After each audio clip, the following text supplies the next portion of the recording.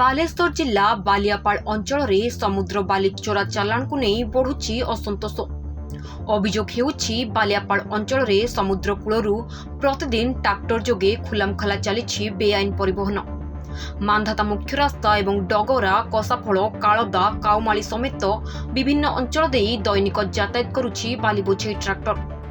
स्थानीय लोकों प्रश्न जे दिन द्विपहरे एते बड़ धरणर कारबार चलुथिबा बेले प्रशासन नीरव काहेकि बसिछि।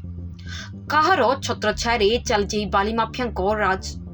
खनि विभाग राजस्व विभाग एवं स्थानीय प्रशासन भूमिका को नहीं उठुछि बड़ प्रश्न। तेबे परिवेशविद मतरे समुद्र कूलरू अनियंत्रित बाली उत्तोलन भविष्य में समुद्र तट क्षय और परिवेश संतुलन नष्ट करिपारे।